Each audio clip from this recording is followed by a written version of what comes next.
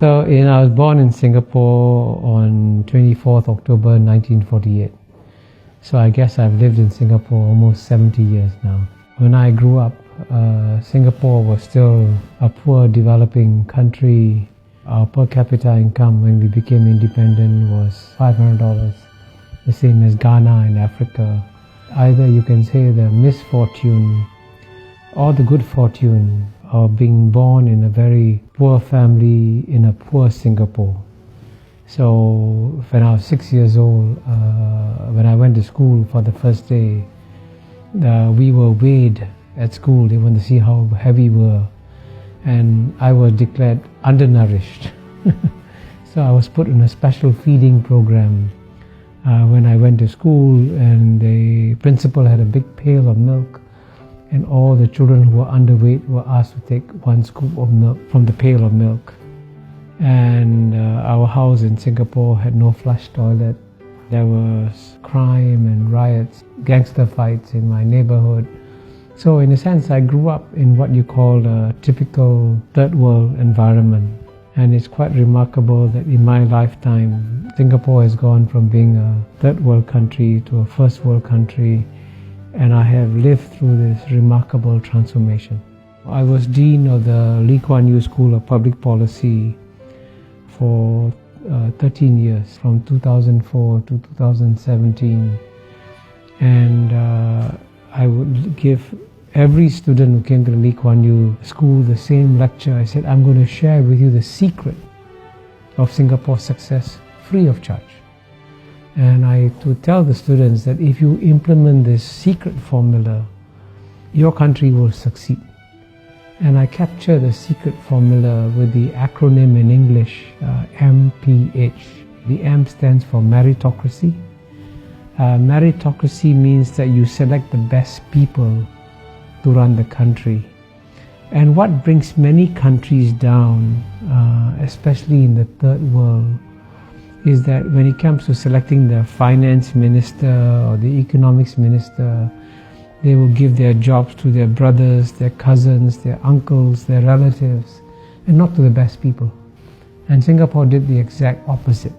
In Singapore, the jobs were given to the best people. And in the case of the Prime Minister, Mr. Lee Kuan Yew, Mr. Lee Hsien Loong, when he went to study in Cambridge University, he was the top student in the class, if not in the university. In fact, his professors were so impressed, they said, you should become a mathematician because you'll become a world-class mathematician. Then he went to study in another great university, the Harvard Kennedy School. And in that university, he's one of the few students to get an article published in a Tier 1 economics journal.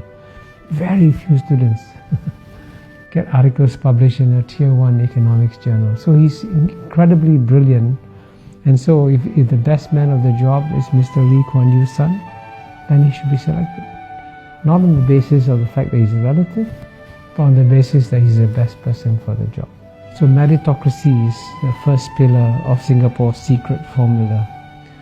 The second pillar is P, and P stands for pragmatism.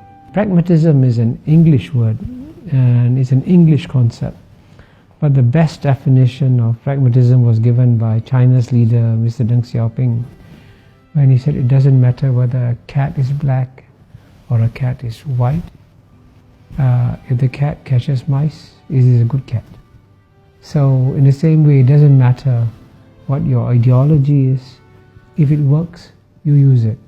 So Singapore was very pragmatic. So it would take some policies that are capitalist and some policies that are socialist, and it would mix them up. And that's what pragmatism is about. You're not bound by any ideology. But the third pillar, the H, is of course the hardest to achieve, because H stands for honesty. And indeed, what has brought most third world countries down and what has led to their failures in development has been corruption. And so Mr. Lee Kuan Yew, after he became Prime Minister, made it a point to punish not the junior people, but the very senior people. So when a deputy minister went on holiday with his friend, a businessman, when he came back, he was arrested. And so he said, why am I being arrested? He says, you went on a holiday with a businessman, he paid all your expenses, that's corruption. You go to jail. So when a deputy minister is sent to jail, then everybody says, oops, I got to be careful, I can also go to jail. So that honesty factor is one critical reason why Singapore has been exceptionally successful. So it's a combination of meritocracy, pragmatism and honesty. Then that's the formula for Singapore's success.